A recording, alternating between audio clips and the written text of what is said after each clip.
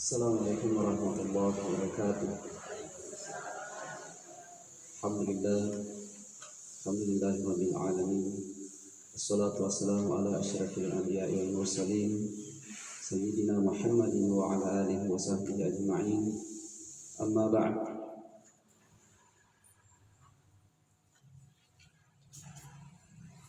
Ibu Majlis Taklim, tuan-tuanku yang mana, insyaallah pada hari ini, di pagi hari ini kita masuk pada hari ke-5 ya. Pengajian atau taklim subuh pada hari ke-5.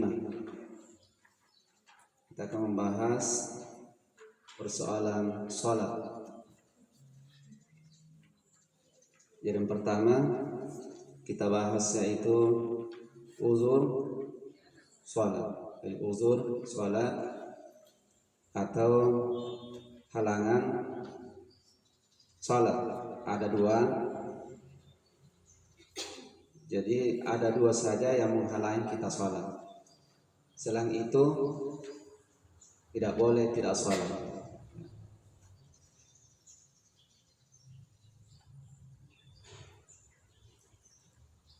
Kecuali pada hal-hal tertentu bagi perempuan.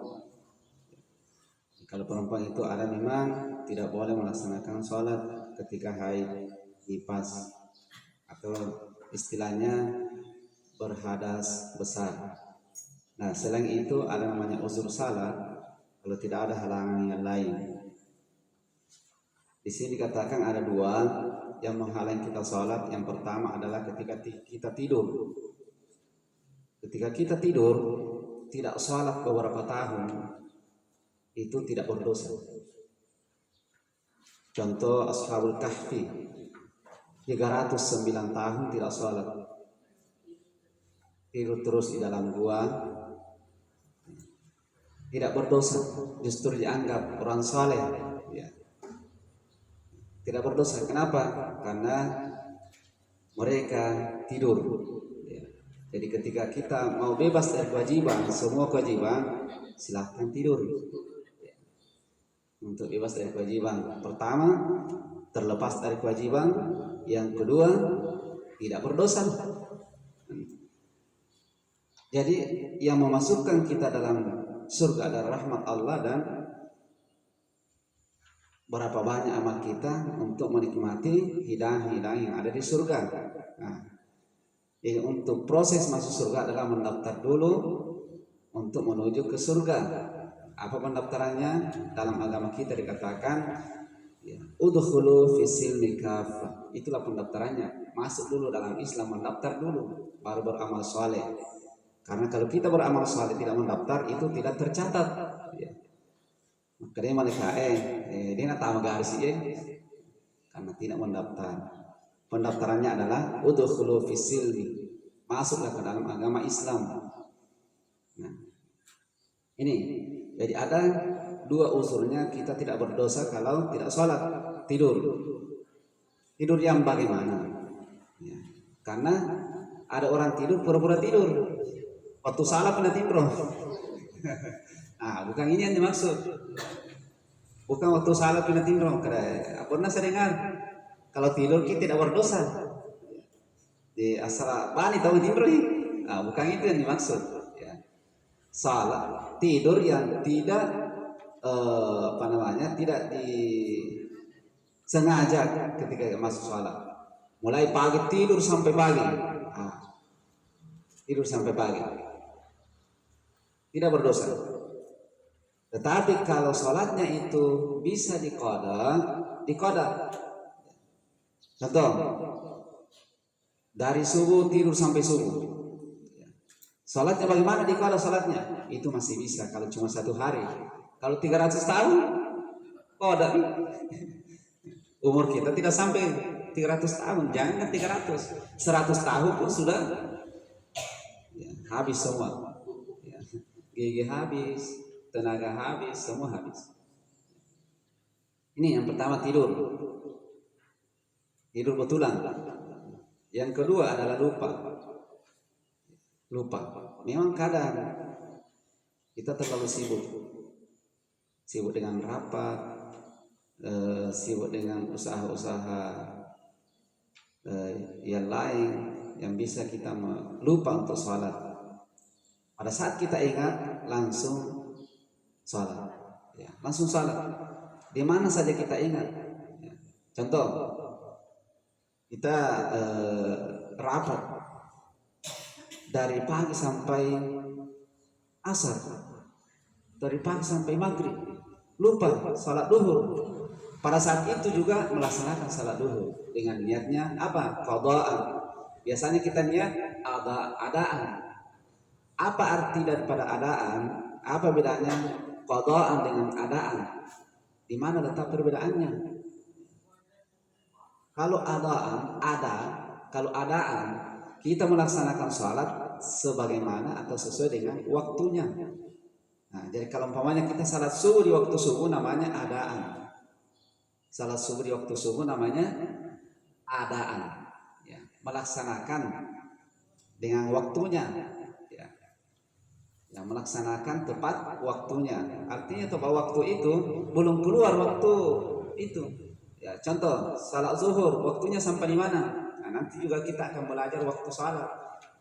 Mulai kapan masuk duhur dan sampai kapan. Kita akan pelajari juga di sini, ada di sini waktu-waktu salat. Jadi waktu salat itu bukan jam. Nah, cuma karena kebiasaan dengan menggunakan jam, itu namanya kebiasaan. Tapi bukan itu sebenarnya waktu salat. Nantilah kita jelaskan. Nah, ini persoalan lupa. Kalau kita lupa, langsung melaksanakan berdiri melaksanakan salat dengan niatnya qadaan kalau sudah keluar waktunya. Tetapi kalau masih waktunya, ya tetap adaan. Tapi bukan lupa lagi kalau waktunya tetap. Ya, nanti itu yang dianggap lupa kalau sudah lewat waktunya. Cuma terlambat ya. Ya, cuma terlambat kalau masih waktunya, bukan lupa. Nanti katakan lupa itu kalau lewat satu waktu sampai dua seterusnya, itu namanya lupa. Ini tidak pura-pura tidur, tidak pura-pura lupa. Jangan umpamanya ada cucu kita, anak kita, kenapa tidak salat? Wal lupa, padahal masih dalam waktunya, bukan dilupa. Ya. Ya, kalau masih dalam waktunya diingatkan. Tugas kita semua, sebagaimana tadi yang dijelaskan ustaz kita penceramah,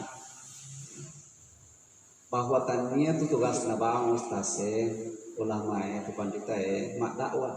Tugas keamanan, ya. Wal takum minkum ummatu yad'una ilal khair wa ya'muruna bil ma'ruf wa yanhauna 'anil munkar. Jadilah kalian orang yang menyuruh kebaikan, mengajak kepada kebaikan, mengajak kepada dakwah. Jadi di mana saja kita berdakwah, bukan di mimbar saya namanya dakwah, bukan begini namanya dakwah. Dakwah itu di rumah tangga, di perjalanan, kalau ada sahabat kita, teman kita, keluarga kita lupa salat, ingatkan, itu sudah berdakwah. Ya. Balighu anni walau ayat, sampaikanlah dariku kata Rasulullah, walau ayat, walaupun satu ayat. Ya. Sampaikan, kita sudah berdakwah, amal kita ada di situ. Kalau kita berkat kita menyampaikan, kemudian mereka mengamalkan, maka amal jariah namanya. Itu asbab. Ya. Kita yang menyebabkan sehingga mereka dekat kepada Allah, itu ada pahalanya, mengalir sama kita walaupun kita sudah lama meninggal dunia. Selama ini orang melaksanakan, namanya amal jariah dalam ilmu. Ada juga amal jariah dalam pembangunan. Ya, kalau amal jariah dalam pembangunan seperti tanah wakaf diwalakan, kita berwakaf, kita menyumbang tanah wakaf, kemudian tanah ini digunakan untuk kebaikan. Selama tanah ini digunakan dalam kebaikan, maka pahalanya mengalir terus menerus sampai tanah ini tidak digunakan. Nah, kalau sudah tidak digunakan, namanya berhenti jariahnya. Itu namanya jariah, amal yang mengalir, jariah mengalir. Mengalir. Amal jariah yang bagaimana paling lama mengalir? Yaitu amal jariah yang lama dilakukan oleh yang kita ajarkan, yang lama, seperti amal jari kita membiayai anak yatim, anak yatim ini sekolah, kemudian dia sampai pintar menjadi guru, kemudian dia amalkan, dia mengajar, selama dia masih hidup amal jari kita ada di situ. Berjalan juga pahala kita, sama pahalanya, tidak mengurangi pahala karena kita yang membantu. Bisa dikatakan bahwa dengan bantuan kita mereka bisa jadi seperti itu. Makanya berlomba-lomba dalam membantu kalau ada orang yang tidak mampu. Ini amal jariahnya luar biasa. Ini jadi usul salat ada dua. Yang pertama tidur betulan, yang kedua lupa betulan. Selanjutnya kita masuk kepada syarat-syarat sah salat. Jadi syarat-syarat, apalagi syarat? Kemarin saya sudah bahas apa itu syarat-syarat, ketentuan, persyaratan. Setelah terpenuhi syarat baru masuk namanya rukun. Jadi duluan syarat dibanding dengan rukun. Syarat sah sholat di sini dikatakan ada 8. Ya, cuma 8 saja yang perlu diperhatikan sebelum sholat. Ini syaratnya. Ya, ini namanya pendaftarannya. Syarat untuk memasuki ibadah sholat. Yang pertama, suci dari 2 hadas kecil dan hadas besar. Dari 2 hadas. Apa itu hadas? Apa itu hadas?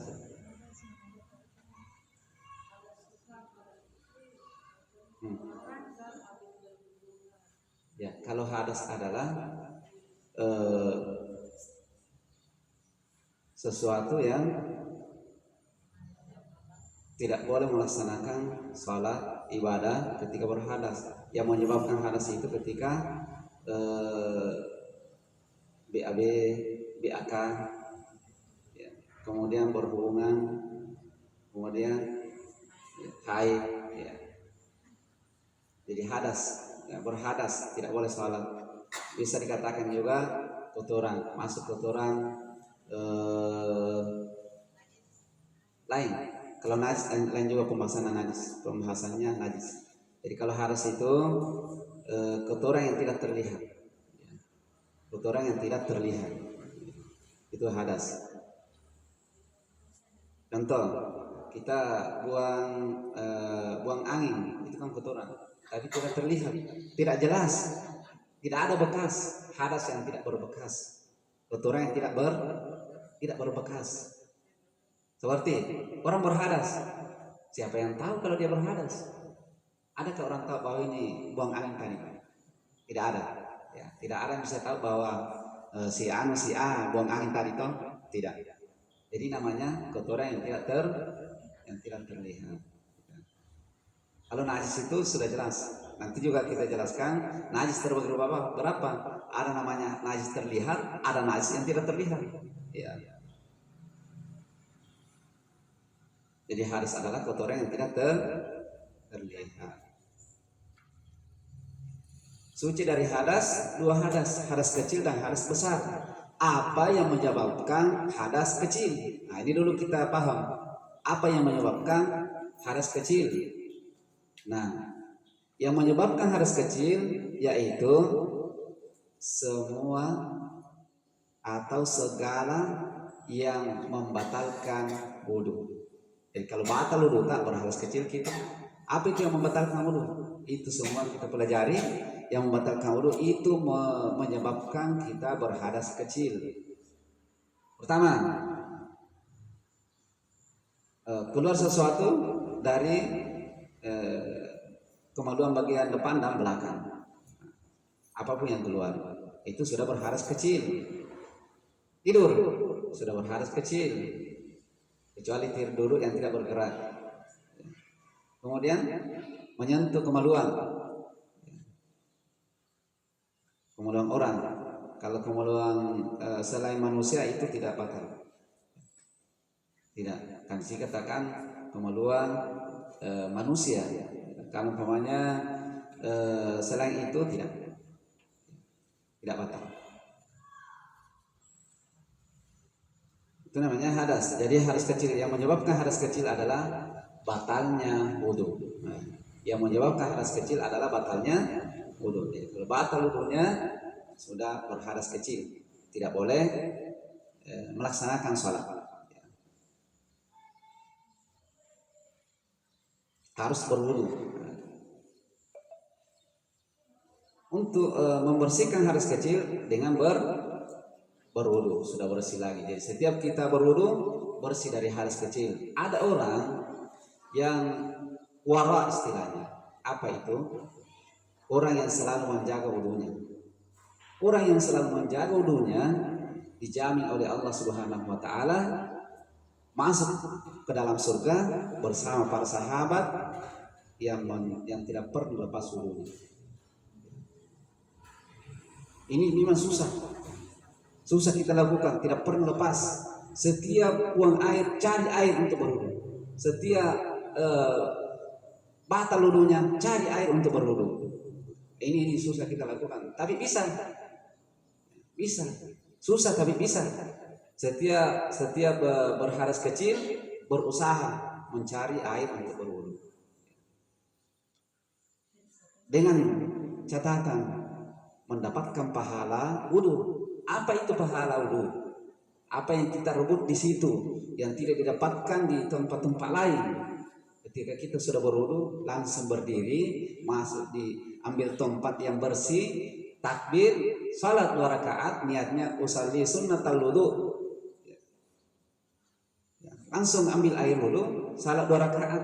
Ini dijamin masuk surga bersama dengan sahabat Nabi. Saya sampaikan, tapi walaupun saya belum bisa konsisten juga seperti itu. Ya. Disampaikan, siapa tahu saya sampaikan ada di antara orang tua kita yang ini mampu melakukan ini. Setiap sudah wudu salah sunnah wudu. Ya. Salah sunnah wudu. Berapa rakaat? 2 rakaat. 2 rakaat saja. Usalli sunnatal wudu'i rakaat ini. Ya lillahi ta'ala. Langsung saya rakaat ini lillahi ta'ala. Langsung salat 2 rakaat. Insyaallah ada pahalanya. Tanpa waktu. Ya. Tanpa waktu. Kecuali. Tanpa waktu kecuali. Apa kecualinya? Ada waktu-waktu dilarang salat. Nah, ada waktu-waktu dilarang salat karena kita bisa mengatur ini. Kita bisa mengatur ini waktu ini. Nanti juga saya jelaskan, jangan mau lebar. Nanti itu cuma mengingat, memberitahu ada waktu-waktu terlarang. Nanti kita belajar juga waktu-waktu terlarang. Di mana itu waktu terlarang? Ada waktunya. Nanti kita jelaskan itu di waktu lain. Dan kemudian hadas besar. Apa yang menyebabkan hadas besar? Hadas batuah. Hadas besar. Ya, banyak yang menyebabkan hadas besar, berhubungan suami istri, junub, haid, nifas, hadas besar semua.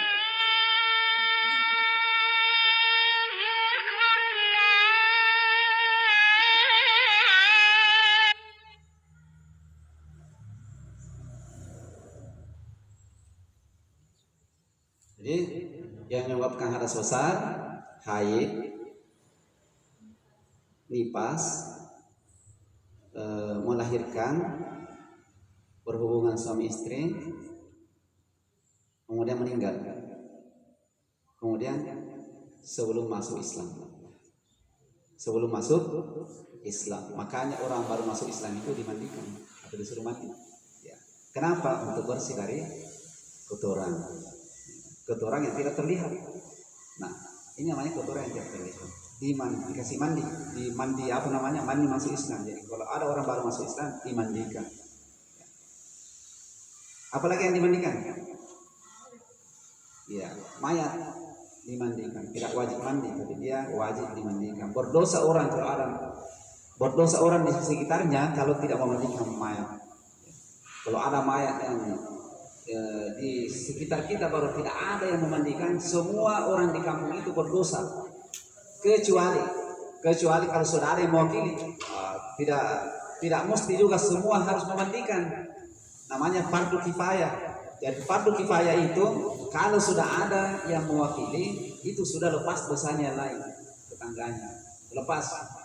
Ya, syukur ki kalau ada imam di kampung kita yang siap ambil bagian itu untuk.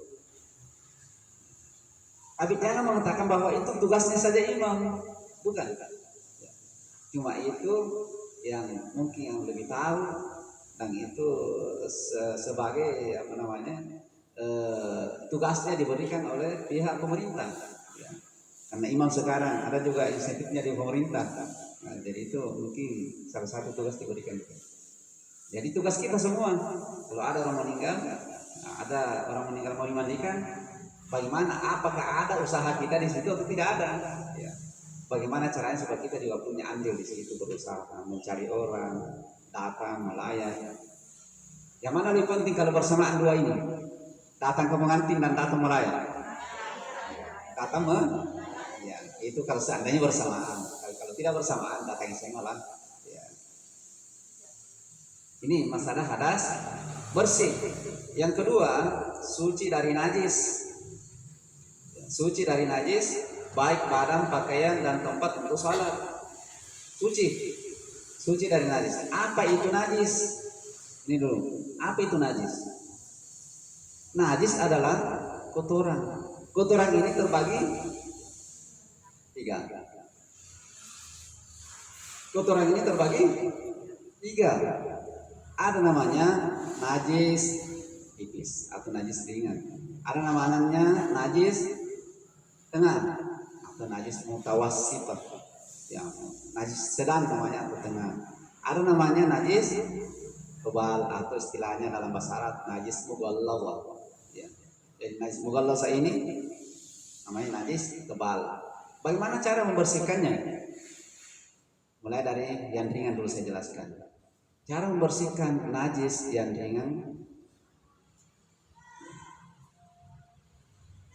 yaitu cukup dengan menyiram air baru dilap, selesai. Ada juga mengatakan dipercikan air baru dilap, selesai. Apa itu najis ringan? Ya, kencing bayi yang ini dulu bayinya. Nah, jadi yang lebih jelas begini. Najis ringan atau yang bernajis ringan adalah bayi laki-laki. Bayi laki-laki yang belum makan apa-apa, yang belum masuk di perutnya selain ASI, bukan susu formula. Nah, ini yang dimaksudin hanya ASI, air susu ibu, bukan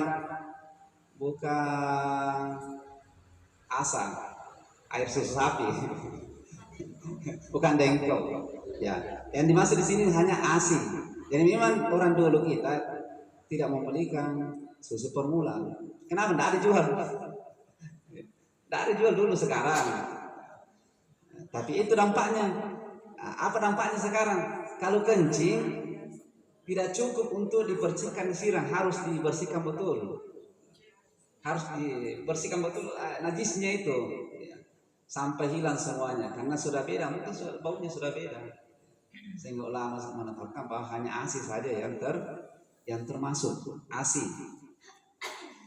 Kalau bayi yang berumur berapa? Masih yang bayi. Jadi bayi itu di bawah 5 tahun, balita. Bayi 2 tahun ke bawah kalau menyusui. Ya. 2 tahun ke bawah masih menyusui kalau bayi. 1 tahun ke bawah masih menyusui. Kalau 2 tahun ke atas,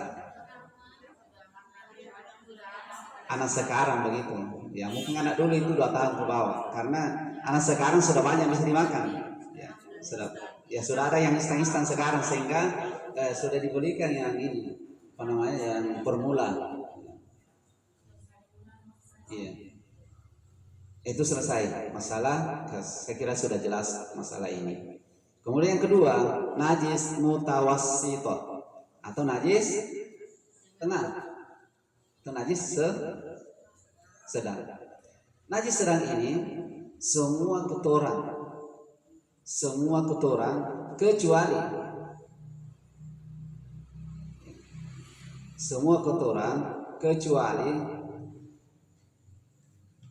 kotoran anjing dan babi,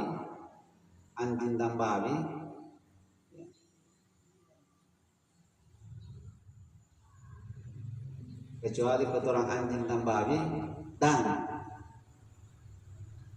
air kencing bayi laki-laki yang masih ASI, ya, masih minum ASI. Jadi itu semua masuk najis mutawassita. Semua kotoran. Jadi kalau kotoran anjing dan babi masuk najis mughalladz namanya. Kemudian yang tadi air kencing bayi laki-laki masuk najis mukhaffaf, tidak masuk perempuan. Ya.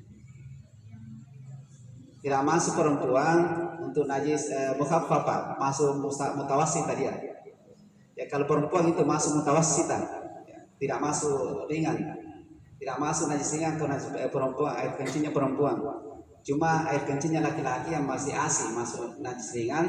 Kalau perempuan itu masuk golongan najis tengah, ya, sudah masuk najis tengah itu air kencingnya. Tidak usah bingung, ya jangan masih bingung saya lihat. Jadi itu air kencing perempuan itu masuk najis tengah, ya. Tidak cukup kalau cuma dibersihkan dan tidak bersih. Harus bersih seperti najis yang lainnya. Dicuci, disabun, sampai hilang semuanya. Sama posisinya. Jadi bagaimana cara membersihkan najis tengah? Cara membersihkan najis tengah yaitu membersihkan pertama menghilangkan warnanya. Menghilangkan warnanya.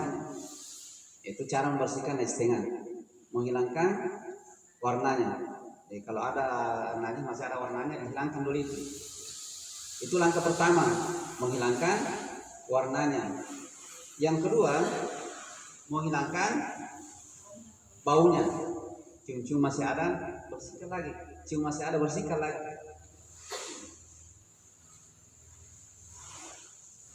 Yang ketiga, menghilangkan warna, bau, dan wa ta'muhu, rasanya. Ya, jadi menghilangkan rasanya. Apa bedanya? Tidak usah dirasa.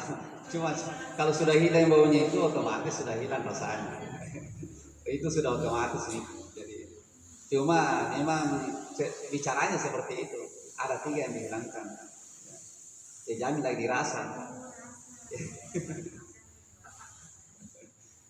Itu yang cara menghilangkan atau membersihkan najis mutawassithah atau najis tengah.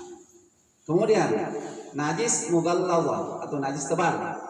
Najis tebal itu adalah najisnya anjing dan babi dan apa yang keluar dari keduanya. Najisnya anjing dan babi dan apa yang keluar dari keduanya.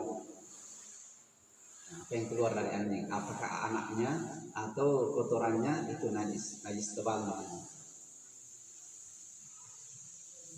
Dan apa yang keluar dari keduanya.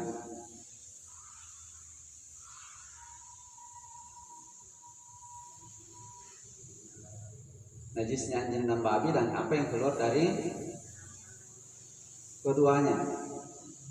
Bagaimana cara membersihkan najis tebal?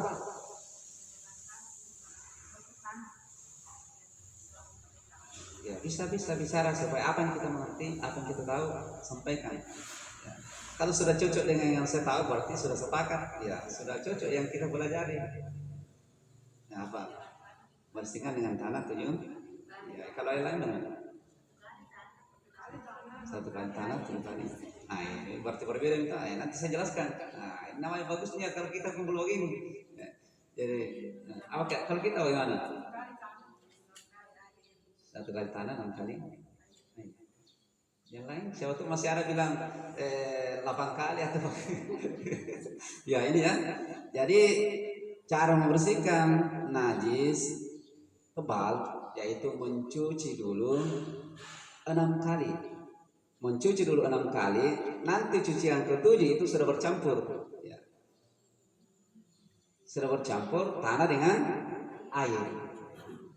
Dicuci dulu 6 kali, kan cuci 7 kali. Nah, basuhan yang ketujuh itu sudah tanah bercampur dengan air. Itu namanya syarat 7. Ya, syarat 7. Ya. Yang terakhir dicampur dengan tanah.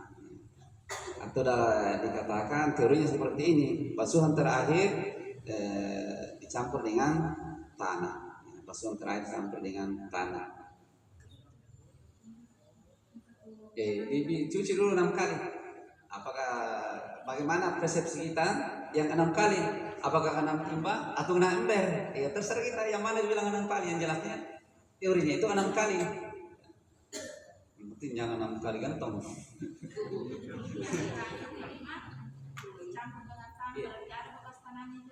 Bukan bekas tanah, seperti lumpur.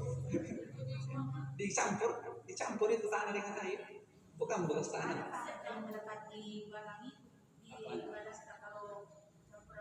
Ya ada tanah yang melekat di situ. Ya karena kita campur tanah, jadi campur tanah dengan air baru dipakai membersihkan. Jadi itu bekas tanahnya tidak dibersihkan lagi. Oh, dibersihkan lagi. Dibersihkan lagi.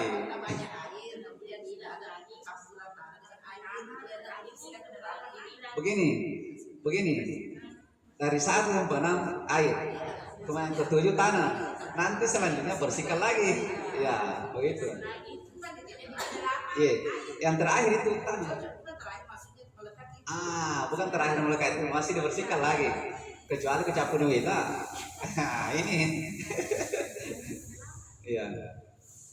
Jadi yang terakhir tanah air campur dengan tanah.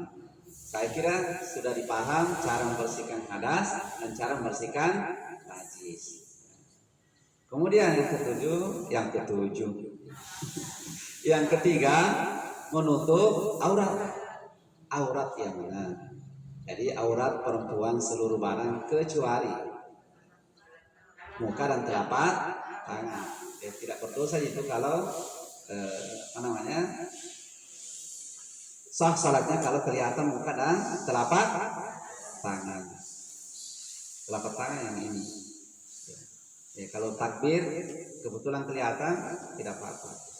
Nah, kalau tidak kelihatan tidak apa-apa juga. Kemudian selanjutnya, ini harus terbuka kalau sujud. Kami ini anggota sujud dibuka. Kemudian selanjutnya menghadap kiblat. Yang mana kiblat? Mana? Yang ini. Yang ini. Dagu. Apanya? Jadi wajah itu yang nampak kelihatan. Wajah. Ya. Wajah. Yang kelihatan kalau kita dari depan itu wajah. Dia namanya wajah yang kelihatan dari depan. Kalau ini kan tidak kelihatan leher ini. Jadi ini masuk. Ini.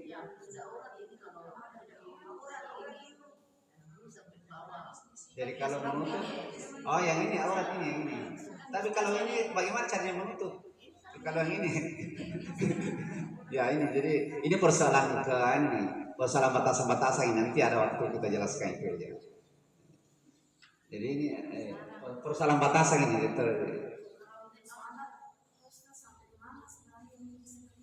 Bisa kelihatan ini yang kelihatan. Untuk syarat ini kelihatan sampai ini. Bagaimana tidak ada rambutnya keluar memang ada tidak sah syarat kecuali tidak dilihat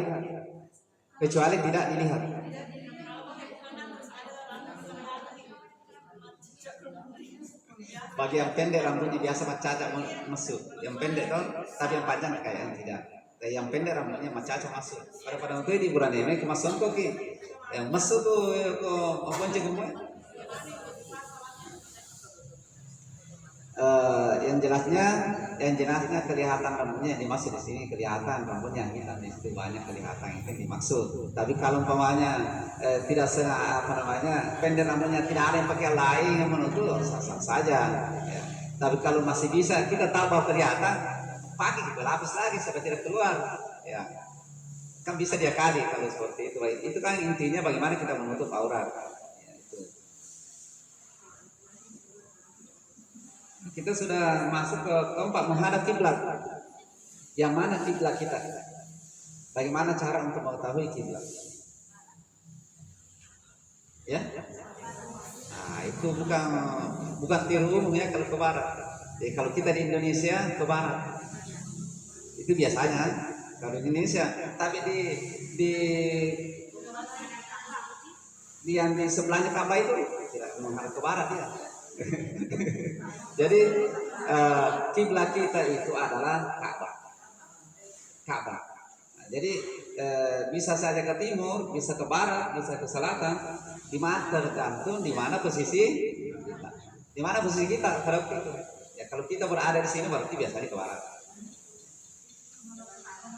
Iya. Tapi untuk mengetahui Ka'bah sekarang mudah. Ada namanya kompas. Kompas HP itu sudah lumayan dipakai Ka'bah ya. Kalau kita kemana-mana bawa HP tidak tahu Ka'bah, buka saja HP, buka aplikasinya Kompas, ada itu langsung kita tunjukkan Ka'bah ini, ini Kompas.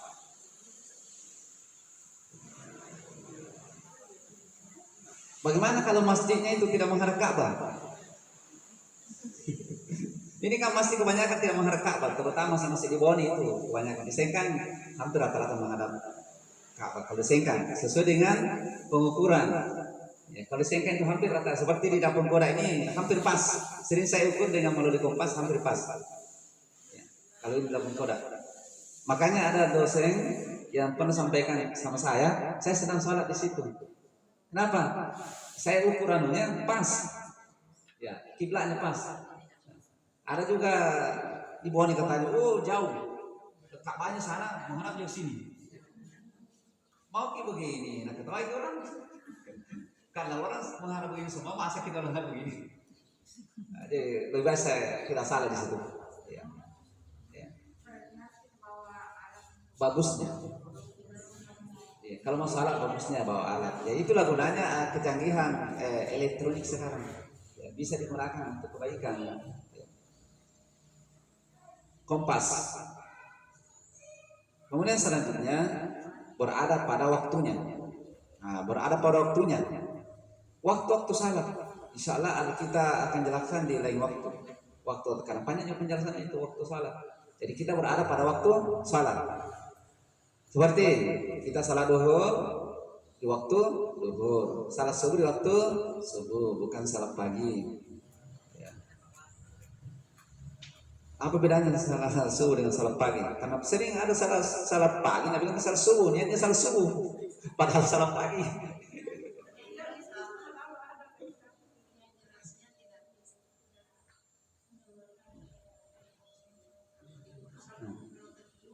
Ya, jadi kalau kita ketiduran, sudah jelaskan tadi ya, unsurnya itu tidur sampai jam 7 pagi baru bangun. Apa niatnya? Karena sudah bukan waktu subuh, kita mengatakan qada alillahi ta'ala, diterima salatnya. Karena tidur tidak berdosa orang ini, enggak. Aja tercalek kong kapo tawang pagro, mati mendelak dai, terlambat sampai subuh qadaan. Tapi tata domo jolo, aku tangan subuh tak jolo. Tapi kalau dikasih bangun, Nabi bilang jangan dulu, enggak apa-apa katanya tidur dulu baru. Kalau sudah terbangun waktu subuh lalu tidak salat, kemudian lambat lagi salat, itu namanya masuk golongan orang-orang yang lalai. Ya, masuk golongan orang-orang yang lalai. Ya, ada rasanya itu orang lalai. Tepat pada waktunya. Kemudian nomor 6, mengetahui tentang keparduan salat yang fardu. Mengetahui tentang keparduan salat yang fardu. apanya mau diketahui ini keperluannya? Yang mana keperluan sholat? Yang mana? Ada yang tahu sebelum saya jelaskan? Nah, keperluan sholat adalah rukunnya sholat. Ditahu yang mana fardu di situ. Karena banyak yang kita lakukan dalam sholat, banyak. Pemula tertuki takbir sampai salam, banyak itu. Dan tidak semuanya fardu. Tidak semua fardu. Nah, di waktu lain, insya Allah waktu selanjutnya kita akan jelaskan itu yang mana fardu, yang mana fardu, yang mana fardu sholat. Nanti di waktu lain, cuma pengantar ini karena bukan saatnya dijelaskan. Fardu. Kita mengetahui yang mana fardu, mana sunnah, mana sunnah abad. Ada namanya sunnah abad. Apa itu sunnah abad? Sunnah yang sangat dianjurkan. Sunnah abad, sunnah yang sangat dianjurkan. Ketika kita laksanakan sunnah ini, menurut ulama yang kita ikuti adalah banyak pahalanya. Sehingga kalau sunnah abad ini ditinggalkan, kita salat berjamaah lalu tinggalkan sunnah abad, itu disunahkan sujud sahwi. Ini sunnah abad. Ketika ditinggalkan, lupa ditinggalkan sunnah abad, kita sujud sahwi. Abad, abad. Ya. Ya, nanti kita jelaskan juga itu ya. D terakhir. Ya. A B A, kalau A B A D apa? Tulisannya begini. A B koma di atas baru A D ab. Ya. Kalau sama-sama apa bacanya? Abad. Ya, abad. Ya, yang menganjurkan sujud bukan mewajibkan ya. Kalau kita tidak sujud sahwi lupa sunnah abad baru tidak sujud sahwi itu tidak masalah. Cuma tidak dapat pahala sunnah karena disunahkan sujud sahwi. Ya. Sah salatnya orang yang tidak sujud sahwi. Jadi kalau ada imam lupa tidak sujud sahwi, aja nanti panggilwan salah semua itu sujud sahwi. Bukan salah makuring apalana ya. Makuring sah salatnya sah. Ya. Tapi kurang pahalanya. Tidak membatalkan salat. Ada yang itu sujud tilawah. Pada waktu nolu baru ketemu di ini di sini sujud tilawah. Salah sesuatu jangan. Tidak salah salatnya. Cuma tidak dapat pahala bacaan alif-lam tansil dan halatan karena yang disunatkan bukan sujud tilawahnya. Jadi malam Jumat itu subuh Jumat tidak disunatkan sujud tilawah, cuma disunatkan membaca alif-lam tansil dan halatan. Nah, kalau kita membaca alif-lam tansil dan halatan itu dihabiskan. Karena itu yang disunahkan dihabiskan, bukan dipotong-potong. Biasa saya dengar orang sujud tilawah, sepotong diambil. Oh, tidak menghafal kesian ini. Ya begitulah. Ya. Tidak menghafal. Iya. Jadi saya itu berprinsip, tidak menghafal kesian ini, jadi tidak menghafal semua. Ya sudah luar biasa karena ada yang sepotong sunnahnya. Ya ada yang sunnah sepotong. Jadi bagi yang hafal sebaiknya dikasih habis. Ya. Sebaiknya dikasih habis. Kalau dihafal apa malam beto aja. Sedangkan ya biasa lupa aja. Biasa malang baca kalau pas sempadan. Senang mian dari keluar terding. Bismillah ini semua nih. Betul lagi sih. Baru ketemu mau dari masa mana?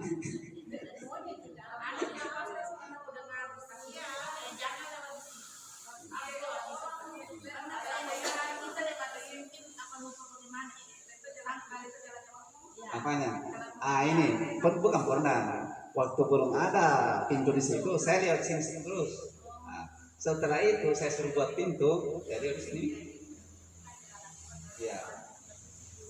Pernah juga saya lewat sini sudah ada pintu, tapi saya lupa bawa kunci. buka. Apa sih lu masa Pak Gonceng? Nah, jalan lama. Memang bagusnya. Ya, seperti itu. Itu apa namanya? eh, Mungkin ya, mungkin itu, tapi itu tidak pasti. Ya, itu mungkin faktornya dia tersangkut. Mungkin juga ada jamaah yang tidak berwudu. Ya, mungkin juga sehingga imam itu tersangkut. Nah, itu iya. Jadi kalau ada jamaah yang tidak sah wudunya, mungkin juga itu pengaruh imam tersangkut tak gala-gala. Ya. Nah, jadi bukan persoalan saya, banyak hal yang menyebabkan. Mungkin juga para pemain itu bicara emang ya, mungkin juga ya. Apa nama cocok kalengnya aku dia nak rasa imangnya tak kalah itu coba nih tahu dia apa lagi vaksin lah dong dia mah apa lagi lantan sih lo tanpa sempat nama maka segala lagi karena itu penyebabnya ya. Sudah itu ya tambahan jadi mengetahui tentang keperluan salat yang fardu.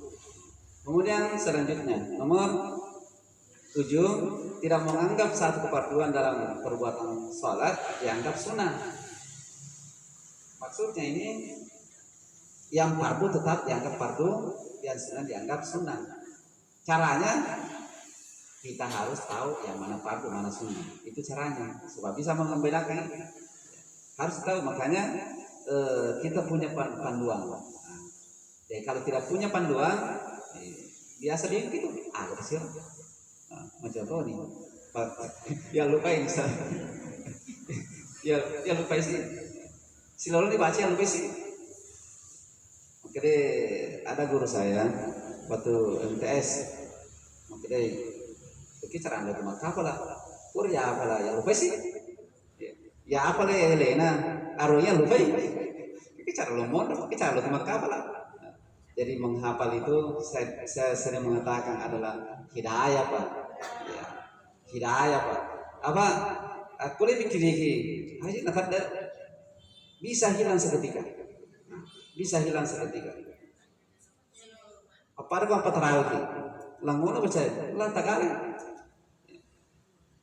Lo kima apa terawih? Bilang udah ada jauh pengulisi baca supaya tutup yang ngeras lagi juga melasa. Apa cepetan? Gue yang lupa yang meresap, padahal 47. Tiga 47. Ya rahasianya kalau saya imam, kemudian engkau lupa ada namanya ayat seret, ada seretnya. Ya. Tapi orang tidak tahu. Apa kau lihat pakai marut kasih mondri? Jadi umpamanya namanya manusia biasa kalau salah, ya langsung ambil air berkunyah. Ya, air berkunyah. Kau lipat kapal mesin tahu, ya. Cocok, si sambung, besar tak kalah. Itu nalipan. Mana salah ada pelipan kayak nalu bayi. Para tunggu, 47 salah sih, ya. Rokok bawah nih. Ini. Jadi harus tahu. 8, meninggalkan hal-hal yang sekiranya membatalkan salat. Meninggalkan hal-hal yang membatalkan salat. Jadi kalau kita syarat-syarat salat itu kita meninggalkan yang membatalkan salat. Di lain waktu ada pembahasan yang membatalkan salat. Banyak juga membatalkan salat. Apa ada yang kita lakukan batal salat kita pada waktu itu. Jadi untuk pembahasan ini, insya Allah sampai di sini bisa ada pertanyaan mengenai ini. Mungkin sering terjadi, pernah dengar, pernah lihat, ada mau cocokkan. Karena bertanya itu ada beberapa macam. Bertanya, ya, bertanya ada beberapa macam. Ada orang bertanya sudah tahu, tapi menguji. Nesemoga jadi matesi, nesemoga. Satu. Yang kedua, bertanya itu membandingkan si cucu mau panggung. Aku Kok dia si cucu, padahal paham nih? Ya begitu namanya bertanya. Padahal paham nih? Karena tidak ada paksaan dalam belajar seperti ini. Fikih itu tidak ada paksaan. Ini bawaan. Ya. Tapi ada namanya ilmunya. Ya. Tidak ada paksaan dalam fikih. Kemudian pertanyaan, ada orang bertanya betul-betul tidak tahu. Dia minta apa di sini? Ya. Bagaimana kalau ini begini? Oh diminta apa di sini? Oh ya, lo kan pegawai Pak diminta di sini. Kejadian membandingkan itu, kalau satu paham, nah pegawai, kalau dia nasi paham, paham apa itu pegawai? Karena tidak sepaham, karena tidak ada paksaan dalam paham, ya, tidak ada paksaan. Ini mani, ya. Yang jelasnya yang tidak bagus itu menyalahkan orang, tidak bagus. Salah ya cucu, deh, atau salah kayak. Jadi jangan ada menyalahkan di mana saja, ya, di mana saja kita berada, jangan pernah mengatakan kepada orang, salah dong, nah ini. Ajak lalu. Ini apa namanya? Jangan. Saya kira ini. Jadi silakan bertanya kalau ada yang bertanya. Kalau tidak ada kita tutup.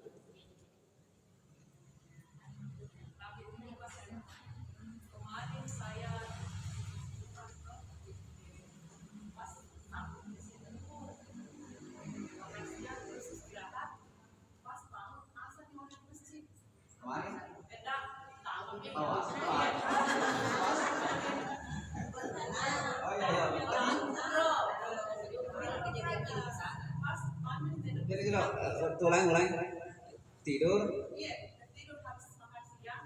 Tetes saya kan? Jam 3. Ya tidur.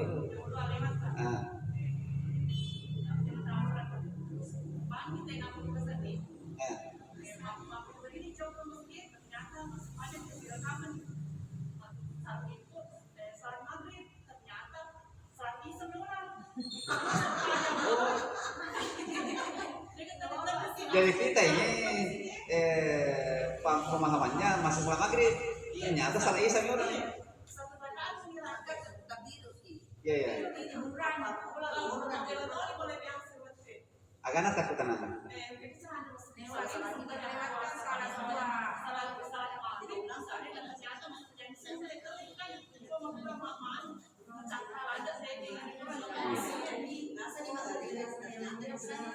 Tahu lagi sampai cetai ini. Tahu lagi sampai cetai ini. Usah dibemak. Apa salahnya ini? Salahnya ini. Seandainya pada saat itu kita ingat itu niat berubah seketika itu, berubah jadi salat isya. Dia apa? Langsung itu niat maghrib ini.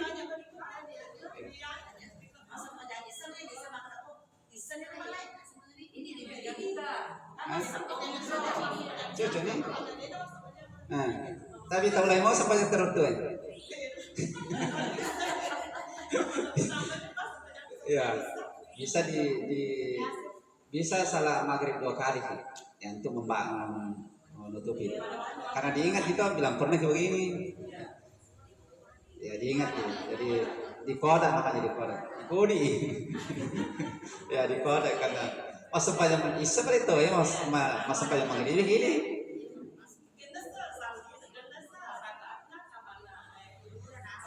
Jadi begini ya, kalau sementara salat, iya, mas bu, ya memang susah, tidak tahu situasi.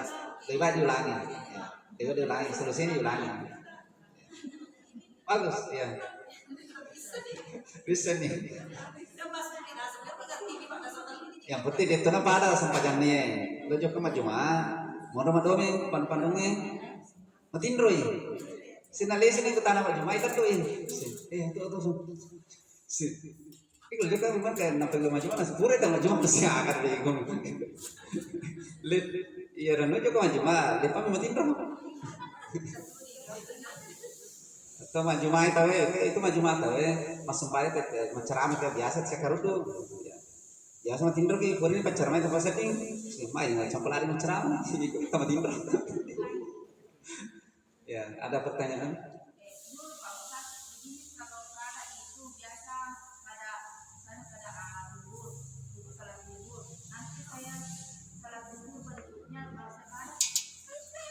lambat, ya, lambat kalau begitu. Jadi semestinya pas diingat langsung laksanakan. Tapi misalnya kita salat asar, kita salat zuhur, kita kan biasa kalau salat asar tidak ada salat di belakangnya, biasa baca sudah maghrib.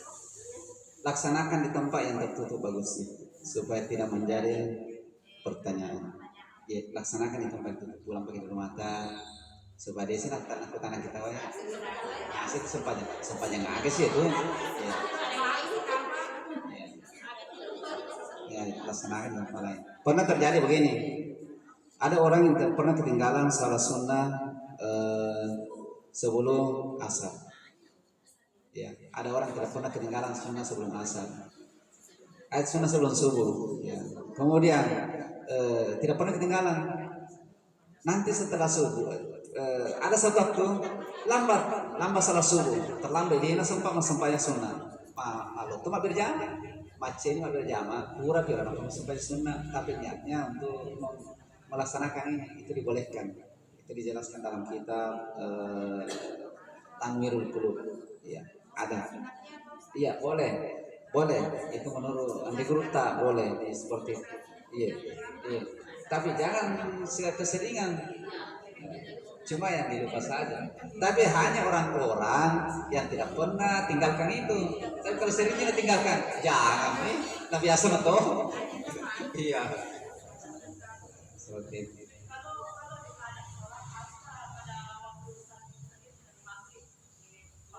Enggak, tidak harus. Di selain waktunya, namanya pada itu bukan waktunya. Iya, bukan waktunya. Jadi salat duhur boleh kita laksanakan di waktu asar. Kalau lupa atau tidur. Kalau sengaja enggak usah.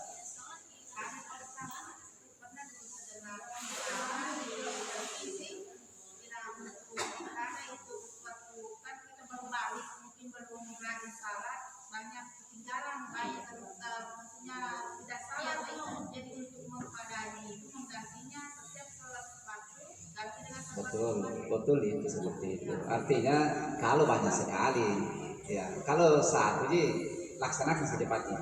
Karena jangan sampai kita meninggal tidak bayar. Itu ditakutkan. Itu alasannya sehingga pas ingat langsung.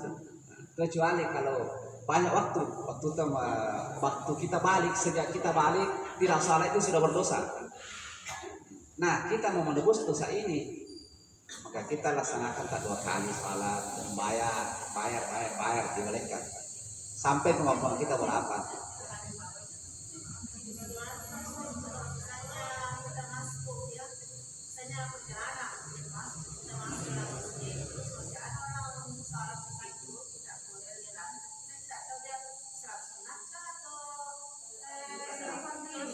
Ada cara kode. Iya, ada cara kode bagi orang-orang yang tahu di kode. Karena jangan sampai kita kode orang tidak tahu sih, atau saya ganggu ya. Apa jangan sembahyang? Pernah terjadi di sini. Ada dari belakang kode. Apa dasarnya sampai jangan mati? Ini pernah terjadi. Jadi kalau di kode begini, kemudian dia apa yang digerakkan begini berarti fardu. Iya, ini sunnah. Iya, yang di kode bergerak karena dia yang tahu salat apa. Ya. Apanya? Itu yang bisa jadi kalau pindah ke kiri salah sunnah, pindah ke kanan salah fardu. Tergantung dari kode, yang penting arahnya itu kanan fardu, kiri sunnah. Seperti itu. Ya, salah sunnah. Yang penting itu nama tertarik ya, pas itu. Jadi memang yang dikode itu harus kita lihat dulu. Kalau kira-kira yang tidak paham nih, ya amak kode salah sendiri mungkin saja. Kalau sunnah fardu tidak boleh ikut sunnah. Iya, jangan ikut. Iya, jangan ikut.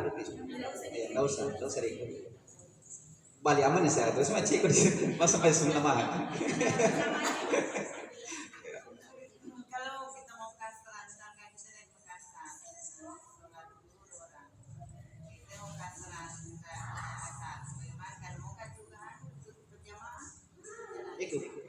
ikut ke salat jamaah yang sekarang, ikut jamaah sekarang, sudah itu baru ke salat duhur.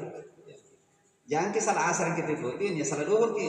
Nah, artinya kalau kita ikut berjamaah dengan syarat yang lain, contoh kita ke Makassar lewat duhur kita dapatnya asar, tapi dapatnya orang berjamaah, ikut ke berjamaah asar sampai selesai, baru kita salat duhur lagi. Mau ke kasran mau ke tidak kasran tidak apa-apa. Nah, kalau mau ke jamaah saja artinya jamaah itu cuma waktunya digabung, kalau kasran diringkas, itu bedanya. Kalau jamaah gabung kasran ringkas. Kalau mau diringkas bisa, karena memang sudah memenuhi syarat untuk meringkas. Kalau mau juga tidak ringkas tidak apa-apa. Langsung ke kamar dulu. Kamar antaranya, ya. Pindah tempat, ya.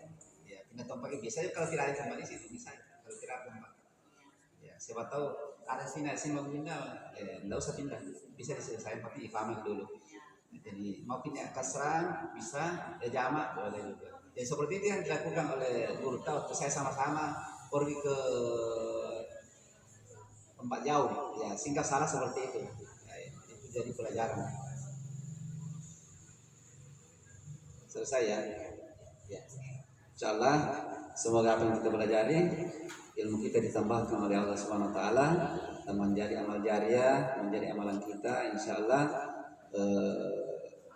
Salat kita bagus. Jadi itu ya tujuan kita mengadakan pengajian supaya tidak salah-salah cara wudhu, cara sholat, cara membersihkan najis, membersihkan hadas. Itu yang kita inginkan. Bagaimana salat kita bagus supaya diterima. Saya akhiri wabillahi taufiq wassa'adah. Assalamualaikum warahmatullahi wabarakatuh.